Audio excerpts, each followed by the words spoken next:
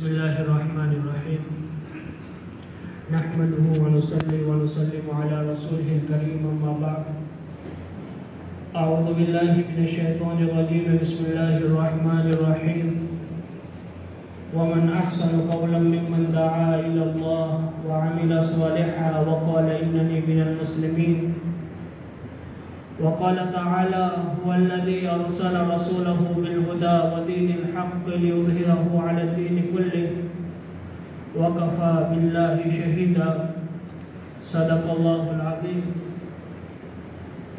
وقال رسول الله صلى الله تعالى عليه وسلم جددوا إيمانكم قيل يا رسول الله كيف نجدد إيماننا قال أكثروا من قول لا إله إلا الله وقال رسول الله صلى الله تعالى عليه وسلم يا أبا سفيان جئتكم بقرابة الدنيا والآخرة أو كما قال صلى الله تعالى عليه وسلم. محترم بھائیو دوستو بزرگو، اللہ جل جلالہ امن والہ نے ہم تمام انسانوں کو چیزوں کو استعمال کرنے والا بنایا ہے. انسان بحیثیت اشرف المخلوقات ہونے کے اللہ تعالیٰ نے اس کو اتنا اختیار دیا ہے کہ جاندار چیزوں کو بھی استعمال کرتا ہے اور بے جان چیزوں کو بھی استعمال کرتا ہے اور اپنی مرضی سے استعمال کرتا ہے. جس فائدے کے لیے استعمال کرنا چاہتا ہے اس چیز میں وہ استعمال کرتا ہے. یہ صلاحیت اللہ تعالیٰ نے اور دوسری کوئی مخلوق کو نہیں دی. ایک ایسی مخلوق کو کسی چیز کو اپنی ضرورت کے علاوہ دوسروں کے لیے استعمال کرنا چاہے تو وہ نہیں کر سکتے. یہ چیز اللہ تعالیٰ نے ہم انسانوں کو نصیب فرمائی ہے. ہم دیکھتے ہیں کہ چھوٹا سا بچہ جس کی عمر 3 سال کی ہے، 4 سال کی ہے، 5 سال کی ہے، باپ اس کو 5 روپے دیتا ہے، 10 روپے دیتا ہے، 20 روپے دیتا ہے. وہ چیزوں کو خرید کر کے بتاتا ہے، وہ پیسوں کو استعمال کر کے بتاتا ہے. 10 سال کا بچہ ہے، اس کو بکریوں کا ریوڑ دے دیا جاوے، بھینس کا ریوڑ دے دیا جاوے تو یہ بکریوں کو چرا کر بتاتا ہے. بکریوں کو ایک جگہ سے دوسری جگہ وہ اکیلا بچہ پورا ریوڑ کو لے جاتا ہے. حالانکہ اس چھوٹے سے بچے کی طاقت کو دیکھیں تو ایک بکری کی طاقت کے برابر بھی نہیں ہے. لیکن انسانوں کو اللہ تعالیٰ نے اشرف المخلوقات ہونے کے اعتبار سے یہ تصرف کا حق دیا ہے، چیزوں کو استعمال کرنا. اصل تو چیزوں کو بنانے والے اللہ ہیں. مٹی کو اللہ نے اپنی قدرت سے بنایا ہے.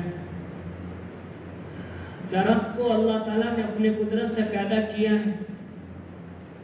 لوہے کو اللہ تعالیٰ نے اپنی قدرت سے زمینوں سے نکالا ہے، زمین میں بنایا ہے. اگر انسان مٹی کا ذرہ بنانا چاہے نہیں بنا سکتا، لوہے کا ٹکڑا بنانا چاہے نہیں بنا سکتا، درخت کا چھوٹے سے لکڑی نہیں بنا سکتا. لیکن اللہ تعالیٰ نے انسانوں کو یہ صلاحیت دی ہے کہ لوہے کے ذریعے سے جو چیزیں وجود میں آئی ہیں، جو اللہ تعالیٰ نے انسان کو عقل دی ہے، اس عقل کے ذریعے سے وہ ان چیزوں کو وجود میں لا سکتا ہے. اور ہم اس زمانے میں دیکھ رہے ہیں کہ لوہے کے ذریعے سے دنیا میں کیا کیا چیزیں وجود میں آئی ہیں، وہ ہم تمام کے سامنے ہیں. مٹی کے ذریعے سے کیا کیا چیزیں وجود میں آئی، حالانکہ مٹی کی کوئی قیمت نہیں ہے، مٹی کی کوئی قیمت نہیں. لیکن جب انسان اپنی صلاحیت اس کے اوپر لگاتا ہے اور جیسی جیسی چیزیں وجود میں آتی ہیں اس کی قیمتوں میں اضافہ ہونا شروع ہو جاتا ہے، اس کے قیمتوں میں اضافہ ہوتا ہے. لکڑی ہے، اگر انسان چاہے تو اس کے ذریعے سے میز بنا سکتا ہے. اگر انسان چاہے تو اس کے ذریعے سے کرسی بنا سکتا ہے، ایک ہی لکڑی ہے۔ جس چیز میں تصرف کرنا چاہے اللہ نے اس کو تھوڑا سا اختیار دیا ہے۔ وہ چاہے تو دروازے بنا سکتا ہے، اگر وہ چاہے تو چوکھٹ بنا سکتا ہے، کھڑکی بنا سکتا ہے۔ اگر انسان چاہے تو یہی لکڑی کو جلانا چاہے تو یہ اس کو جلا دے گا، کہ اللہ تعالیٰ نے انسان کو یہ تھوڑا سا اختیار دیا ہے۔ ان چیزوں کا تصرف کا اللہ تعالیٰ نے اختیار دیا ہے، اور دنیا میں انسان ان چیزوں پر محنت کرتا ہے، چیزوں پر محنت کرتا ہے، چیزوں پر محنت کرتے اس سے نفع اٹھاتا ہے۔ آج پوری دنیا میں جتنے بھی کاروبار ہیں، اللہ تعالیٰ نے جو چیزیں زمین میں پیدا کی ہیں اس کے اوپر انسان محنت کر کر اس کے نفع کو حاصل کرتا ہے۔ لیکن بھائیو، دوستوں، بزرگوں، یہ اللہ تعالیٰ نے مجھے اور آپ کو جو اختیار دیا ہے، یہ اختیار بہت تھوڑے وقت کے لیے دیا ہے، بہت تھوڑے وقت کے لیے دیا ہے۔ موت اسی کا نام ہے، اختیارات کو ختم کر دینے کا نام موت ہے۔ کیا آدمی زندگی میں اپنی مرضی سے چلنا چاہتا تھا تو چلتا ہو جاتا تھا، دوڑنا چاہتا تھا تو دوڑتے ہو جاتا تھا، اپنی مرضی سے کھڑا ہونا چاہتا تھا تو کھڑا ہو جاتا تھا، اپنی مرضی سے بیٹھنا چاہتا تھا تو بیٹھ جاتا تھا، اپنی مرضی سے کسی کے ساتھ ہنسی مذاق کی باتیں تو ہنسی مذاق کی باتیں کر لیتا تھا، خاموش رہنے کا دل چاہتا تھا تو خاموش رہ لیتا تھا، کہ اللہ تعالیٰ نے اس کو تھوڑا سا اختیار دیا تھا۔ حضرت علی رضی اللہ تعالیٰ عنہ سے کسی نے پوچھا کہ انسان کے پاس کتنا اختیار ہے، تو حضرت علی رضی اللہ عنہ نے فرمایا کہ اپنا پیر کھڑا کرو، ایک قدم زمین پر رکھو، دوسرا پیر کھڑا کرو۔ کھڑا کیا، کہا کہ اس کو زمین پر رکھے بغیر دوسرا قدم کھڑا کرو، تو کہا نہیں کر سکتا، کہ اللہ تعالیٰ نے تجھے اتنا اختیار دیا ہے۔ انسان کو اللہ تعالیٰ نے اتنا مجبور بھی نہیں بنایا کہ کرنا چاہے نہ کر سکے، اور اتنا اختیار بھی نہیں دیا کہ جو کرنا چاہے کر لے۔ اگر اتنا اختیار دیا ہوتا تو دنیا میں کوئی بیمار نہ ہوتا، اگر اختیار پورا کا پورا اللہ نے دیا ہوتا تو دنیا میں کوئی غریب نہ ہوتا، اگر اللہ تعالیٰ اختیار دیتے، پورا کا پورا اختیار دیتے تو زمین پر کوئی کالا نہیں ہوتا۔ لیکن جیسے ماں کے پیٹ میں آدمی مجبور تھا، ماں کے پیٹ میں اللہ نے اس کو مجبور بنایا تھا، لڑکا بننا لڑکی بننا اس کے اختیار میں نہیں تھا، لمبا قد پس قد بننا اس کے پاس نہیں تھا، اس کے اختیار میں نہیں تھا، گورا بننا سفید بننا اس کے اختیار میں نہیں تھا۔ اللہ نے جیسے چاہا ایسے اس کو وجود میں لائے، لڑکا یا لڑکی اللہ نے جیسا چاہا وجود میں آیا، پس قد لمبا قد جیسا چاہا وہ وجود میں آیا۔ لیکن زمین پر آنے کے بعد اللہ تعالیٰ نے ہر انسان کو تھوڑا سا اختیار دیا ہے، اور یہ تھوڑا سا اختیار بہت تھوڑے وقت کے لیے دیا ہے، بہت تھوڑے وقت کے لیے، اور زمین پر بھی پورا اختیار نہیں دے دیا۔ باقی جن کی داڑیاں کالی ہوتی ہیں آٹومیٹک سفید بال ہونا شروع ہو جاتے، آدمی کی ان کے داڑیوں کے اوپر کنٹرول نہیں ہوتا کنٹرول۔ اللہ تعالیٰ سمجھانا چاہتے ہیں کہ زمین پر تم با اختیار نہیں ہو، تم ایک اللہ کے تابع ہو۔ جب ہم چاہیں گے تمہاری روح کو قبض کر لیں گے اور ہمیش کے لیے تم کو اس زندگی سے محروم کر لیں گے۔ لیکن یہ جو زندگی اللہ نے مجھے اور آپ کو دی ہے، یہ بننے کے اعتبار سے اصل ہے، بننے کے اعتبار سے اصل ہے۔ امام غزالی رحمۃ اللہ علیہ نے فرمایا کہ جیسے آدمی ماں کے پیٹ میں انسانوں کے اعضاء بنتے ہیں، یہ بننے کی جگہ ہے۔ اگر انسان ماں کے پیٹ میں اعضاء کے اعتبار سے کسی اعضاء کی کمی رہ گئی، جیسا کہ آنکھوں میں دیکھنے کی طاقت ہے، زبان میں بولنے کی طاقت ہے، کانوں میں سننے کی طاقت ہے، ہاتھوں میں پکڑنے کی طاقت ہے، پیروں میں چلنے کی طاقت ہے، لیکن ماں کے پیٹ سے آئے آنکھوں میں روشنی نہیں ہے دیکھنے کی، تو اس کو اردو میں مادرزاد اندھا کہتے ہیں۔ اب دنیا کے تمام ڈاکٹر مل کر ان کو آنکھیں دینا چاہے نہیں دے سکتے، زبان میں بولنے کی طاقت نہیں ہے، دنیا کے تمام ڈاکٹر مل کر اس کو بولنے کی طاقت نہیں دے سکتے، کانوں میں سننے کی طاقت نہیں ہے تو تمام ڈاکٹر مل کر اس کو کانوں میں سننے کی طاقت نہیں دے سکتے، اس لیے کہ اس کے بننے کی جگہ ماں کا پیٹ تھا۔ یہ اللہ تعالیٰ نے مجھے اور آپ کو یہ جو زندگی دی ہے، یہ زندگی میرے بھائیوں بننے کی زندگی ہے۔ اسی زندگی پر فیصلہ ہوگا کل قیامت کے دن میں کہ یہ آدمی جنت میں جائے گا یا جہنم میں جائے گا۔ ہمارے نبی صلی اللہ علیہ وسلم نے قسم کھا کے فرمایا کہ میں اللہ کی قسم کھا کے کہتا ہوں کہ مرنے کے بعد آدمی کے 2 ٹھکانوں میں سے ایک ٹھکانہ ہوگا، چاہے جنت میں جائے گا چاہے جہنم میں جائے گا۔ اللہ ہم تمام کی جہنم سے حفاظت فرمائے، لیکن اس کا فیصلہ اس زندگی میں ہوگا کہ اس زندگی میں انبیاء کرام علیہ السلام نے آ کر ہماری زندگیوں کی قیمت کو سمجھایا ہے کہ اس زندگی کی قیمت کیا ہے۔ ایک مرتبہ اللہ تعالیٰ نے زندگی دی ہے، ایک مرتبہ زندگی دی ہے بننے کی، پھر تو زندگی ہے، موت کے بعد کی زندگی ہے، قیامت کے دن کی زندگی ہے، لیکن آدمی اس میں ایک آدمی اللہ کو ناراض کر کر شرک کے ساتھ دنیا سے گیا، اور پھر وہ دوسری زندگی میں یہ چاہے کہ میں ایمان لے آؤں تو اس کا ایمان قبول نہیں ہوگا۔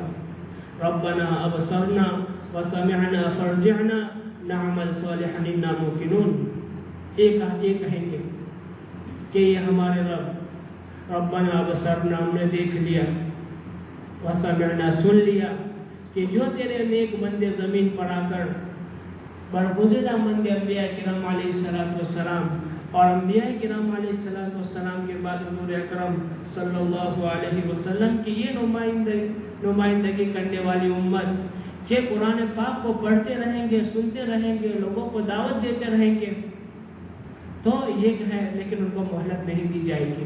یہ ہمارے پاس مہلت ہے کہ سب سے پہلے ہمیں ہماری ذاتوں پر محنت کرنی ہے، ہمیں ہماری ذات پر محنت کر کر ہماری اس ذات میں جیسا اللہ چاہتے ہیں ایسی زندگی ہمیں ہمارے وجود میں لانے کی ضرورت ہے، اس لیے کہ کائنات میں جتنی بھی چیزیں ہیں وہ تمام کی تمام اللہ کی قدرت میں ہے۔ پہلے کچھ نہیں تھا، وجود میں اللہ لائے ہیں۔ کون لائے ہیں بھائی؟ اللہ۔ عدم سے وجود میں لانے والی ذات اللہ کی ہے۔ وجود میں آنے کے بعد نفع نقصان پہنچانا یہ اللہ کے ہاتھ میں ہے کہ کس کو نفع پہنچاوے کس کو نفع پہنچاوے، اللہ کے ہاتھ میں ہے۔ اللہ کی سنت رہی ہے کہ چیزوں میں اللہ تعالیٰ نے تاثیر کو ظاہر کیا ہے، لیکن یہ تاثیر ہمیشہ نہیں ہے۔ آگ میں جلانے کی تاثیر اللہ نے رکھی ہے، چھری میں کاٹنے کی تاثیر اللہ نے رکھی ہے، لیکن چھری پر بھی کنٹرول اللہ کا چلتا ہے، آگ پر بھی کنٹرول اللہ کا چلتا ہے، پانی پر کنٹرول اللہ کا چلتا ہے۔ اللہ چاہے تو آگ میں سے باغ بنا دے، یہ اللہ کی قدرت ہے، آگ پر اللہ کی چلتی ہے۔ چھری کے نیچے اسماعیل علیہ السلام کو آ کر نہ کٹواوے، یہ اللہ کی قدرت ہے۔ باقی اللہ کی سنت یہ رہی ہے کہ ان میں چیزوں میں تاثیر رکھی ہے، یہ سمجھانے کے لیے کہ قدرت میرے ہاتھ میں ہے۔ اسی لیے اللہ تعالیٰ نے قرآن پاک میں حضرت موسیٰ علیہ السلام کے واقعات کو 28 پاروں میں ذکر کیا، سمجھانا چاہتے ہیں۔ حضرت موسیٰ علیہ السلام کو اللہ نے اپنی قدرت سمجھائی، پوچھا وما تلک بیمینک یا موسیٰ، اے موسیٰ تمہارے دائیں ہاتھ میں کیا ہے؟ تیرے دائیں ہاتھ میں کیا ہے؟ وما تلک بیمینک یا موسیٰ قال ہی عصای، میرے ہاتھ میں عصا ہے، لاٹھی ہے۔ حضرت مولانا یوسف صاحب رحمۃ اللہ علیہ فرماتے تھے کہ حضرت موسیٰ علیہ السلام کے واقعات کو بیان کر کر یہ سمجھانا مقصود ہے کہ حضرت موسیٰ علیہ السلام نے ہی عصای کر کر 3 چیزوں کو بیان کیا ہے. ایک تو ذات بیان کیا، ہی عصای، ذات کیا عصا ہے،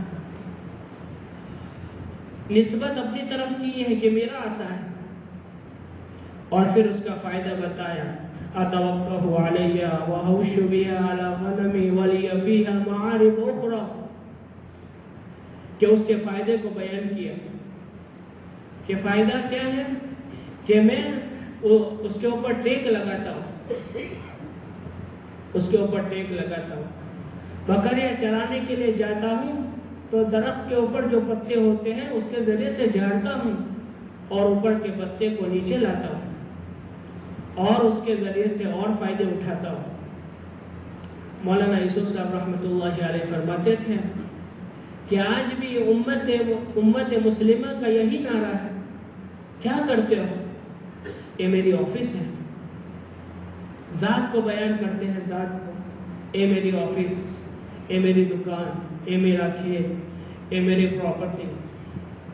پھر اس کی نسبت اپنی طرف کرتے ہیں، میری ہے، میرے باپ کی ہے، اس کی ہے، اس کی ہے، کہ اس کی نسبت اپنی طرف کرتے ہیں، جس کی ہوتی ہے اس کی طرف، اور اس کے فائدے گناتے ہیں کہ میرے پاس کچھ نہیں تھا، اس کے ذریعے سے یہ آیا، یہ آیا، یہ آیا. پہلے میرے پاس کھیت نہیں تھا، اسی دکان کے ذریعے سے کھیت لیا، یا میرے پاس کچھ نہیں تھا، اسی کے ذریعے سے مکان بنایا، یہ مکان بنایا، یہ مکان بنایا. تو حضرت موسیٰ علیہ السلام کو اللہ تعالیٰ اپنی قدرت سمجھا رہے ہیں کہ موسیٰ تمہارے ہاتھ میں کیا ہے، کہاں عصا، فائدے گنائے. اب فوراً اللہ تعالیٰ نے کہا کہ اس عصا کو زمین پر ڈالو. جیسے عصا کو زمین پر ڈالا، یہ عصا اژدہا بن گیا. پہلے تو نفع کی شکل تھی. حضرت موسیٰ علیہ السلام بشر ہونے کے اعتبار سے ڈرنے لگے، پیچھے آنے لگے. اللہ نے کہا لا تخف، کہ موسیٰ ڈرو مت، اس کو پکڑو. جیسے پکڑا تو یہ پھر سے لاٹھی بن گئی. اللہ تعالیٰ سمجھانا چاہتے ہیں کہ دنیا کی کسی بھی چیز میں نفع نہیں ہے، کسی چیز میں نقصان نہیں ہے. نفع نقصان کا مالک اللہ ہے. جب چاہتے ہیں ان چیزوں کو نفع میں بدل دیتے ہیں، اور جب چاہتے ہیں اس کو نقصان میں بدل دیتے ہیں. لیکن اللہ کا ضابطہ ہے، اللہ کا اصول ہے کہ اللہ تعالیٰ کن کے ساتھ نفع کی شکل کو نقصان میں بدل دیتے ہیں اور کن کے نقصان کی شکل کو نفع کی شکل میں بدل دیتے ہیں.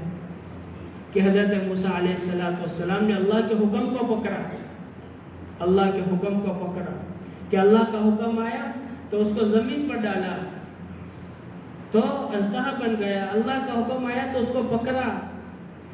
کہ اس زندگی میں اللہ کا حکم سب سے بڑا امر ہے، سب سے بڑا حکم ہے.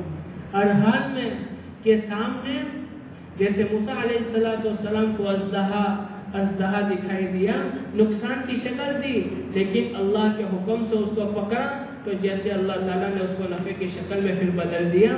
تو یہ سمجھانا چاہتے ہیں، مولانا فرماتے ہیں، اس بات میں یہ سمجھانا چاہتے ہیں کہ دنیا کے کسی بھی حال میں اور کسی کی چیز میں بننے کی اور بگڑنے کی صلاحیت نہیں ہے. اللہ تعالیٰ جتنے وقت کے لیے چاہے گا وہ آپ کو فائدہ دے گا، لیکن اگر آپ اللہ کے حکم کو چھوڑ کر ان چیزوں کو استعمال کریں گے تو پھر فرمایا کہ یہ چیزیں جو نفع کی چیز ہے اللہ اس کو نقصان میں بدل دیں گے. قرآن پاک میں اللہ تعالیٰ نے دوسرا واقعہ موسیٰ علیہ السلام کا واقعہ بیان کیا. سمجھانا چاہتے ہیں امت کو کہ زمین پر اللہ کا حکم اصل ہے. آج میرے بھائیوں سب سے پہلے اللہ کا حکم چھوڑا جا رہا ہے اور خواہشات کی بنیاد پر چھوڑا جا رہا ہے، خواہش کو پوری کرنے کے لیے چھوڑا جا رہا ہے. اسی لیے آج پوری دنیا میں مسلمان پریشان ہیں. حالانکہ حضور اکرم صلی اللہ علیہ وسلم ایک محنت کرنے کے بعد اس امت کو اس سطح پر چھوڑ کر گئے تھے کہ اپنوں کو تو اپنوں کو، پرائے کو بھی حضور صلی اللہ علیہ وسلم کے اصحاب سے عزت ملتی تھی، انصاف ملتا تھا. آج حضور صلی اللہ علیہ وسلم کی امت پوری دنیا میں پریشان ہے. پریشانی کی وجہ اللہ کے حکموں کو چھوڑنا ہے، اللہ کے حکموں کو چھوڑنا ہے، حضور کے طریقوں کو چھوڑنا ہے۔ حضور کے طریقوں کو رسم اور حضور کے طریقے جب سامنے آتے ہیں تو امت رسم کو اختیار کرتی ہے، حضور کی سنتوں کو چھوڑتی ہے، حضور کی امت کو چھوڑتی ہے، جس کی وجہ سے پریشانی کا ذریعہ ہے۔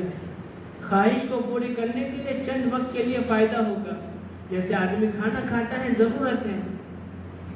ضرورت ہے، کھانا چاہیے، لیکن آدمی کھانا کھاتا ہے، زبان تک لذت باقی رہتی ہے، پھر اس کے بعد اس کی لذت ختم ہو جاتی ہے، حلق سے جیسے نیچے اترا اس کا ذائقہ ختم ہو گیا، پھر تھوڑے وقت کے بعد پھر پیاس لگے گی، پھر اس کو بھوک لگے گی، پانی پی رہا ہے، پھر اس کے بعد تھوڑے وقت کے بعد اس کو پیاس لگے گی، آرام کیا ہے، پھر تھوڑی دیر کے بعد اس کو تھکن لگے گی، اور یہ ہوتا رہے گا، یہ خواہشات ہے۔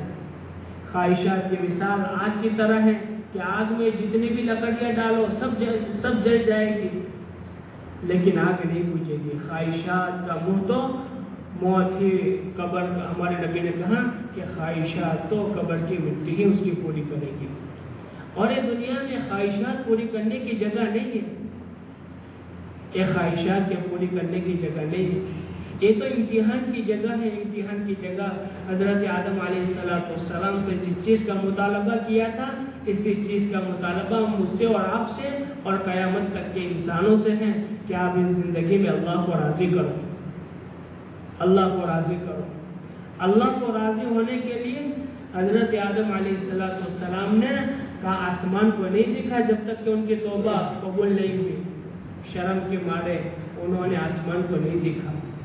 سب سے زیادہ رونے والے حضرت آدم علیہ السلام ہیں، اس لیے کہ اللہ کو دیکھا ہے، جنت کو دیکھا ہے، جس جگہ سے آئے ہیں وہاں کی نعمتوں کو دیکھا ہے، اور اس کے بعد جو لفظ ہوئی ہیں اس کی توبہ کے لیے لگے رہے کہ شرم کے مارے آسمان کو نہیں دیکھا۔ یہی چیز کا مطالبہ ہم سب سے کیا جا رہا ہے، ہم سب سے کیا جا رہا ہے۔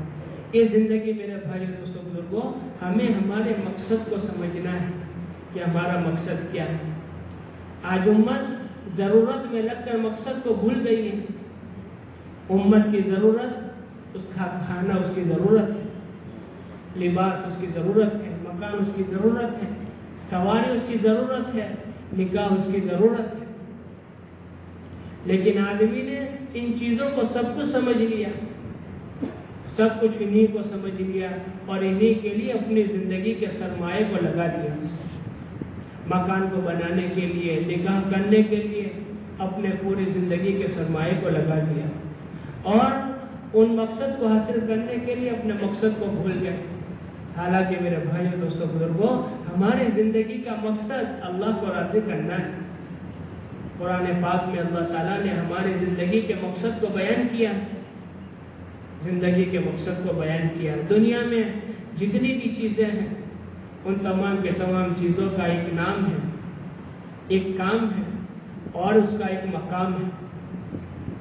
پنکھا کہ اس کا نام ہے پنکھا، اس کا کام ہے ہوا دینا، اور اس کا مقام ہے کہ چھت پر رہنا۔ اسی طرح دنیا میں جتنی بھی چیزیں ہیں، لیکن یہ اگر پنکھا اپنا کام کرنا چھوڑ دے تو کیا ہوگا؟ سب سے پہلے اس کو اپنی جگہ سے اتارا جائے گا، اور اپنی جگہ سے اتار کر اس کو سروس کیا جائے گا، اس کو بنایا جائے گا۔ اگر بننے کے بعد پھر ہو گیا تو اپنی جگہ لوٹا دیا جائے گا، اگر نہیں ہوا تو پھر اس کو کونے میں ڈال دیا جائے گا، پھر وہ اپنی اصلی قیمت سے نہیں بکے گا، بھنگار کی قیمت سے بکے گا، کہ اسکریپ ہو جائے گا۔ چھوٹے چھوٹے بچوں کے ہاتھ میں آئے گا تو کوئی اس کی پاک نکال دے گا، کوئی اس کے اندر کا کیا نکال دے گا، سب نکال دے گے، اور سب چیزوں کو الگ الگ کر دیں گے۔ قرآن پاک میں اللہ تعالیٰ نے ہمارا نام بیان کیا ہے، وہ سماکم المسلمین، کہ ہم نے تمہارا نام مسلمان رکھا ہے۔ مسلمان کس کو کہتے ہیں؟ مسلمان جو ظاہری جتنے بھی اعضاء ہیں ان تمام کے تمام سے حضور اکرم صلی اللہ علیہ وسلم کے طریقے جھلک رہے ہوں، مسلمانوں کے اعمال بتا رہے ہو کہ یہ حضور صلی اللہ علیہ وسلم کا طریقہ ہے. لیکن میرے بھائیو دوستو بزرگو، ہمارا حال دیکھیں کہ آج ہمارے کاروبار سے حضور کی سنتیں نکلی ہوئی ہیں. ہمارے کاروبار میں ہماری خواہشات لگی ہوئی ہیں، جس کی وجہ سے پرائے تو پرائے اپنے بھی دور ہو رہے ہیں. پرائے تو پرائے کافر اور اللہ کے نافرمان وہ تو دور ہے ہی، لیکن ہمارے معاملات سے وہ بھی دور ہو رہے ہیں. حالانکہ ہمارے نبی صلی اللہ علیہ وسلم اللہ کی طرف سے ایسا پاکیزہ دین اور طریقہ لے کر آئے ہیں کہ اس طریقوں میں سب کی دلجوئی ہے، سب اس دین کے اوپر جمع ہو جائے گی. اسی لیے دو صحابہ جب چین میں گئے ہیں، ان کے کاروبار کو دیکھ کر لوگ مسلمان بنے ہیں کہ انہوں نے ہمارے نبی صلی اللہ علیہ وسلم کے طریقوں کو سیکھا تھا. قرآن پاک میں ہمارا نام مسلمان، ہمارا نام ہوا سماکم المسلمین، کہ تمہارا نام تو مسلمان ہے. ہمارے کام کو بیان کیا کہ تمہارا کام کیا ہے. وَمَا خَلَقْتُ الْجِنَّ وَالْإِنسَ إِلَّا لِيَعْبُدُونَ، کہ میں نے انسانوں کو اور جناتوں کو اپنی عبادت کے لیے پیدا کیا ہے. وَمَا خَلَقْتُ الْجِنَّ وَالْإِنسَ إِلَّا لِيَعْبُدُونَ، کہ میں نے انسانوں کو اور جناتوں کو اپنی عبادت کے لیے پیدا کیا ہے. اور اللہ تعالیٰ نے مجھ اور آپ کو حضور اکرم صلی اللہ علیہ وسلم کی امت میں پیدا ہونے کے بعد ختم نبوت والی ذمہ داری، کنتم خیر امت اخرجت للناس تأمرون بالمعروف وتنہون عن المنکر وتؤمنون باللہ. امر بالمعروف اور نہی عن المنکر کی ذمہ داری اللہ نے ہمیں دی ہے، ہم کو دی ہے. یہ ہمارا کام ہے. اللہ کی عبادت، لا الہ الا اللہ، کہ اللہ کے احکامات جتنے بھی ہیں ان تمام کے اوپر عمل کرنا اس کے اوپر، اور محمد رسول اللہ کہ اللہ کے حکم کو حضور کے طریقوں پر پورا کرنا. کہ یہ زندگی کا مقصد، یہ زندگی کا کام. پھر اللہ نے مقام بیان کیا کہ تمہارا مقام کیا ہے. وَلَا تَهِنُوا وَلَا تَحْزَنُوا وَأَنْتُمُ الْأَعْلَوْنَ إِن كُنتُم مُؤْمِنِينَ. یہ ہمارا مقام قرآن پاک میں بیان کیا کہ عزت والے سربلند پوری دنیا میں کوئی قوم ہوگی تو وہ مسلمان ہو گئے. لیکن بھائیو دوستو بزرگوں، یہی بات ہے، جیسا پنکھا اپنا کام کرنا چھوڑ دیتا ہے تو سب سے پہلے اس کو اپنے مقام سے اتارا جاتا ہے. اس کو اپنے مقام سے اتارا جاتا ہے. مسلمان کی قیمت غیروں کے نظروں میں بھی قیمتی تھی، لیکن آج ہم تمام کے تمام ہمارا حال جانتے ہیں کہ آج ہمارا حال کیا ہے. ہمارے انفرادی اعمال، ہمارے اجتماعی محنت، ہر انسان اپنی انفرادی محنت کو اور اپنے اجتماعی کام کو جانتا ہے. حالانکہ ایسا نہیں ہے کہ اس کے پاس وقت نہیں ہے. اللہ کا شکر ہے، اللہ کا احسان ہے کہ ہمارے پاس ہماری آخرت کی تیاری کے لیے بہت سارا وقت ہے، لیکن یہ وقت سستیوں میں ضائع ہو رہا ہے. علم کی نہ ہونے کی وجہ سے، جہالت کی بنیاد پر ہمارا بہت سارا وقت ضائع ہو رہا ہے. کہ ہمارے پاس چائے کے لانے کے اوپر، پان کے گلے کے اوپر آدھا گھنٹہ کھڑے ہونے کا وقت ہے، لیکن ہماری نماز صحیح کرنے کے لیے، ہمارا قرآن پاک صحیح کرنے کے لیے، اللہ کو یاد کرنے کے لیے ہمارے پاس وقت نہیں ہے. ہمارا دل مسجدوں میں نہیں لگ رہا ہے الا ماشاءاللہ. ہمارا بازاروں میں گھنٹوں چلا جاتا ہے، مسجدوں میں منٹوں بھی نہیں رہتا. یہ سب سے بڑی ہماری بیماری ہے. اس بیماری کو دور کرنے کے لیے میرے بھائیوں، ہمارے ذکر کا اہتمام کرنا پڑے گا. ذکر کا اہتمام کہ ان مقصدوں کو تعلیم کے حلقوں میں بیٹھ کر ہمیں ہماری زندگی کے مقصد کو سمجھنا ہوگا کہ اللہ نے ہمیں دنیا میں کیوں بھیجا ہے. تعلیم کے حلقوں میں بیٹھ کر ہمیں ہماری دنیا میں آنے کے مقصد کو سمجھنا ہوگا. ہماری صلاحیتیں اللہ نے ہمیں کیا دی ہیں، اس کو تعلیم کے حلقوں میں بیٹھ کر ہماری صلاحیتوں کو جانچنا ہوگا. لیکن میرے بھائیوں، جب ہم نے ہمارے مقصد سے روگردانی کی ہے تو میرے بھائیوں، آج پوری دنیا میں مسلمان پریشان ہیں. حالانکہ اللہ نے ان پریشانیوں سے نکلنے کے لیے اس کو دعوت کا سب سے بڑا بنیاد عمل دیا ہے، اور باطل کو زیر کرنے کے لیے اور باطل کو ختم کرنے کے لیے دعوت کے ساتھ دعا دی ہے۔ پہلا معرکہ بدر، حضور نے پورے دن میں تدبیریں سوچی ہیں اور راتوں میں اللہ کے سامنے ایسی آوازاری کی ہیں کہ صدیق اکبر رضی اللہ عنہ کو کہنا پڑا کہ اللہ کے رسول بس کیجئے، اللہ نے آپ کی بات سن لی، بس فیصلہ ہو گیا، حضور بس آپ مت رو، کہ ایسی دعا کی ہے۔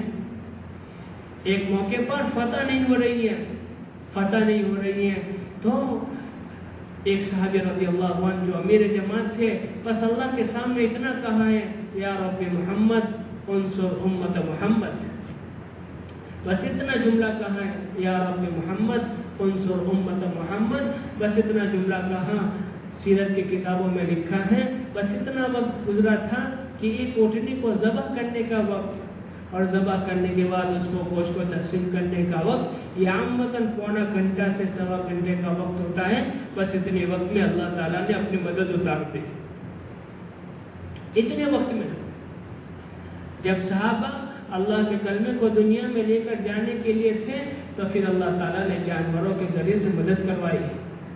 ملک شام میں ایک قلعہ فتح نہیں ہو رہا تھا تو حضرت خالد بن ولید رضی اللہ عنہ وہاں پہنچے۔ 1 سال ہو گیا، فتح شام میں ہے کہ 1 سال ہو گیا، فتح نہیں ہو رہی ہے۔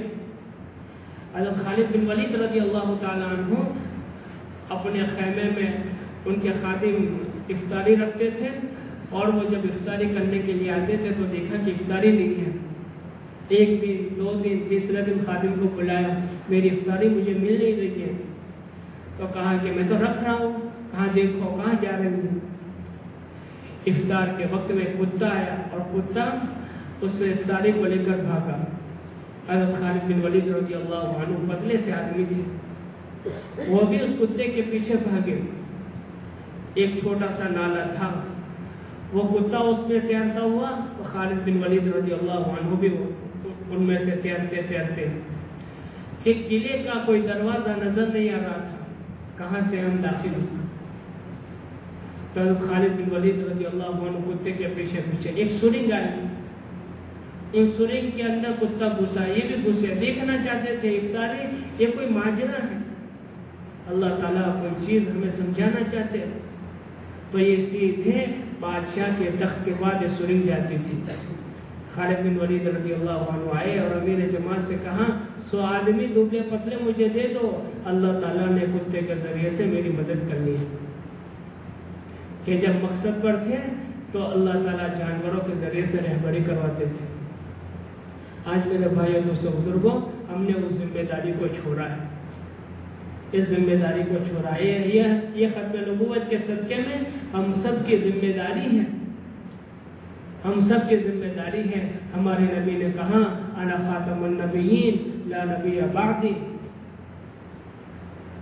کہ اللہ تعالیٰ نے میرے اوپر نبیوں کے سلسلے کو ختم کر دیا ہے، اب میرے بعد کوئی نبی پیدا ہونے والے نہیں ہیں، کوئی نبی پیدا ہونے والے نہیں ہیں۔ یہ ذمہ داری اللہ نے مجھے اور آپ کو دی ہے۔ اس کے لیے میرے بھائیوں دوستوں بزرگوں 2 ذمہ داری اللہ تعالیٰ نے مجھے اور آپ کو دی ہے۔ ایک تو اپنی ذات سے دیندار بننا، اور اپنی ذات پر محنت کرتے کرتے امت مسلمہ کا ایک ایک فرد اللہ کے کلمے کو سمجھ کر اللہ کے کلمے کو دنیا میں زندہ کرنے والے بن جاوے، اس کی محنت کرنا، یہ ہم تمام کے ذمہ ہیں، ہم تمام کے ذمہ ہیں۔ اس کے لیے انفرادی اعمال یہ ہم سب کے لیے ضروری ہے، اس لیے کہ اللہ تعالیٰ نے ہم سب کے بدن کو 2 چیزوں سے بنایا ہے۔ ہمارا ایک بدن ہے، ایک مٹی سے ہے، ایک انسان 2 چیزوں کا مرکب ہے، ایک جسم اور ایک روح، اور روح یہ اس کی اصل ہے، روح یہ اس کی اصل ہے۔ اس لیے کہ جسم جب آدمی کے اندر سے روح نکل جاتی ہے تو آدمی پڑا کا پڑا رہ جاتا ہے، میت کوئی چیز نہیں، لا شے، کہ اتنی جلدی اس کا نام بھی بدل جاتا ہے اور اس کی صفت بھی بدل جاتی ہے۔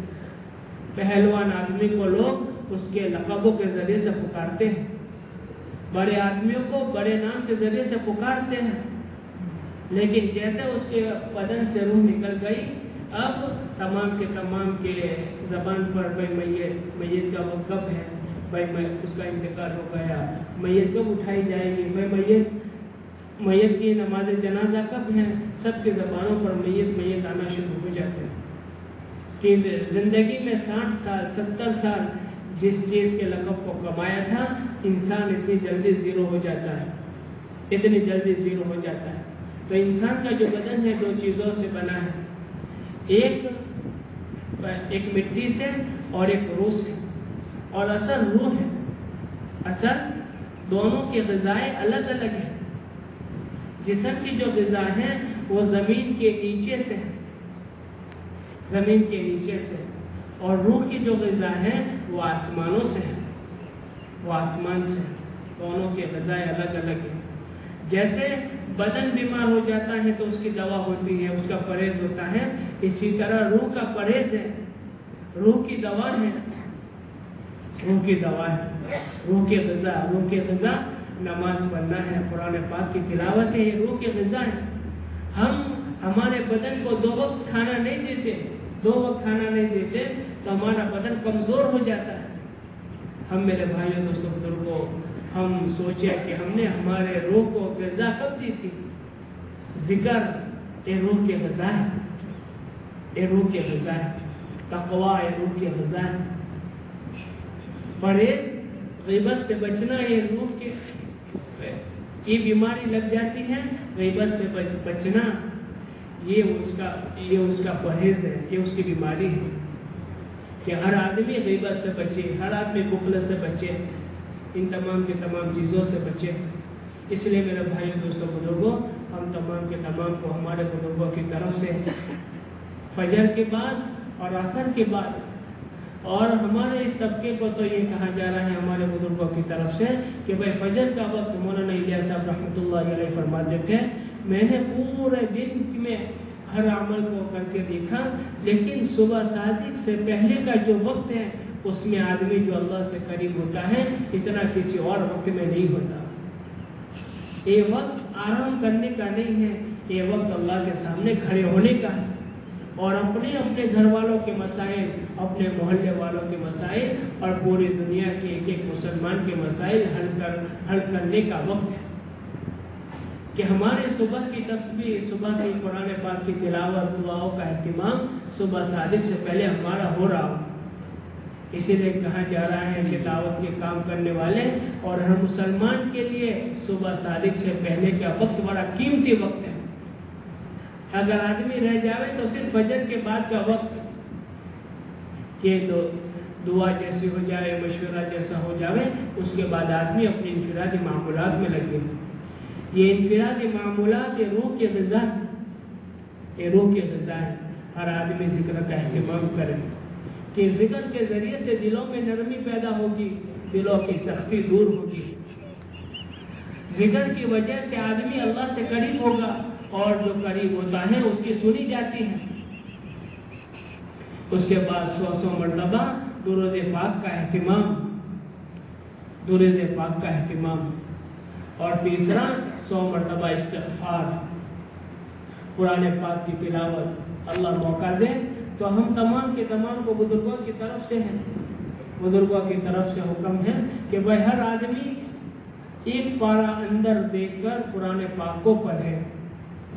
اگر پڑھتے نہیں آتا ہے تو جیسے جماعت میں نکلنے کے بعد آدمی پونا گھنٹہ مشق قرآن پاک کے سیکھنے سکھانے پر کر رہا ہے، اتنا وقت وہ اپنے اتنا قرآن، جتنا قرآن اس کی نماز کو صحیح کر دے، سب سے پہلے اتنا قرآن سیکھے، پھر اس کے بعد بتدریج وہ اپنا قرآن یاد کرنا شروع کرے۔ مصنون دعاؤں کا اہتمام، مصنون دعائیں شیطان اور جناتوں کی دوڑ کے لیے کہ آج جتنے بھی شکایتیں ہیں وہ اسی وجہ سے ہیں کہ سنت طریقے ہماری زندگیوں سے چھوٹے ہوئے ہیں، کہ مصنون دعاؤں نے اللہ کا عرش دیکھا ہوا ہے اور ان سے امت کے بڑے بڑے مسائل حل ہوئے ہیں، بڑے بڑے مسائل حل ہوئے ہیں۔ یہ وہ اعمال ہیں، اور اس کے ساتھ اپنے جن کاروبار میں مشغول ہیں ان کاروبار کا علم ہم حضرات علماء سے سیکھیں، اس کے طریقے سیکھیں، اور یہ چیزیں وجود میں عملی طور پر وجود میں کیسے آئے گی، اس کے لیے یقین کا پیدا کرنا، جو حضور صلی اللہ علیہ وسلم نے سب سے پہلے مکہ میں وہ استعداد پیدا کی تھی۔ آج ہم تمام کے تمام چاہتے ہیں دین پر عمل کریں، کوئی جاتا ہے تو دعاؤں کی درخواست کرواتا ہے، دلوں میں نیت ہے، لیکن جب موقع آتا ہے عمل کرنے کا، نیک کام کرنے کا، تو نیکی ہم سے نہیں ہوتی، اور گناہ سے بچنے کا موقع آتا ہے تو گناہ سے نہیں بچ پاتے۔ کیا بات ہے؟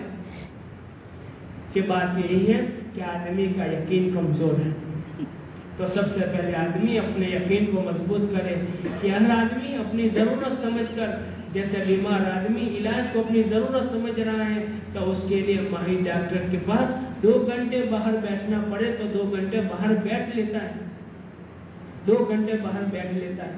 اگر سفر 100 کلومیٹر 200 کلومیٹر کا سفر کرنا پڑے تو وہ سفر کر لیتا ہے، علاج کو یہ اپنی ذمہ داری سمجھ رہا ہے۔ علاج کرنا سنت ہے، علاج کرنا چاہیے، انکار نہیں ہے، لیکن علاج سے پہلے روح کی جو بیماریاں ہیں اس کا علاج کرنا چاہیے۔ کہ بیمار آدمی موت آ جائے گی کیا ہوگا، باقی روح کا جو مریض ہوگا اللہ کا فضل شامل نہ رہا تو اس کا ٹھکانہ جہنم ہے۔ اللہ ہم سب کی حفاظت فرمائے۔ اس کے لیے اپنے روح پر ہم سب کو محنت کرنا ہے، اور جو بھی عمل کرے حضور صلی اللہ علیہ وسلم کے طریقے کے مطابق ہم زندگی گزاریں، اور اس شعبے کا ہم علم لیں۔ استغفار بہت بڑی چیز ہے، یہ تمام کے تمام مسائل کا حل ہے۔ درود شریف بہت بڑی چیز ہے، یہ تمام مسائل کا حل ہے۔ غموں سے نکلنا چاہتے ہیں تو اس کے لیے ہمارے نبی صلی اللہ علیہ وسلم نے تسبیحات بتائی کہ یہ پڑھو غموں سے نکل جاؤ گے۔ پوری دنیا کے مسائل کا حل ان 3 تسبیحات میں ہے۔ ہمارے بزرگ فرماتے ہیں کہ پہلے مشائخ اپنے تمام تر جتنے بھی تصوف کے لائن کے مراحل ہوتے ہیں ان مراحل سے گزرنے کے بعد ان مرحلوں پر باقی رہنے کے لیے تیسرے کلمے کا اہتمام کرتے تھے۔ محنت کرتے کرتے، انفرادی عمل کرتے کرتے ہم جس مرحلے پر پہنچیں گے اور جتنا بھی ہمارے اندر نور باقی ہوگا وہاں پر باقی رہنے کے لیے یہ تیسرے کلمے کی تسبیح ہے۔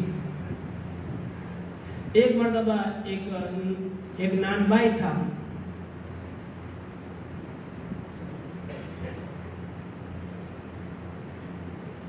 تو اس کے لیے میرے بھائی دوستوں بزرگوں یہ عصر کے بعد کی مجلس اسی وجہ سے کہ آدمی اپنی ذات کو سامنے رکھتے ہوئے، اور ہم اپنے گھر والوں کے بھی ذمہ دار ہیں، اپنے بچوں کے بھی ذمہ دار ہیں، ہمارے محلوں کے بھی ذمہ دار ہیں۔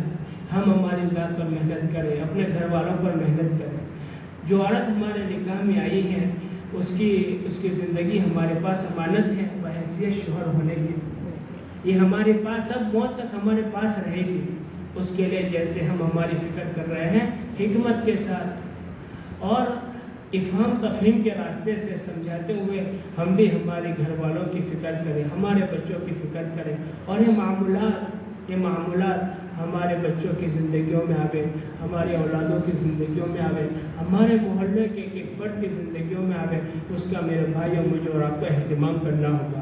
اس کے لیے میں بھی نیت کرتا ہوں، آپ حضرات بھی نیت کریں کہ انشاءاللہ موت تک انشاءاللہ انفرادی اعمال کو مضبوطی کے ساتھ کریں گے، اور انشاءاللہ اجتماعی محنتوں میں بھی لگن اور فکر کے ساتھ اور پابندی کے ساتھ انشاءاللہ لگیں گے انشاءاللہ۔ اللہ ہم تمام کے تمام قابل کے توفیق نصیب فرمائے۔ ایک نکاح ہے، نکاح کی مجلس میں بیٹھنا بھی سنت ہے، اس لیے تمام ساتھی بیٹھے رہیں۔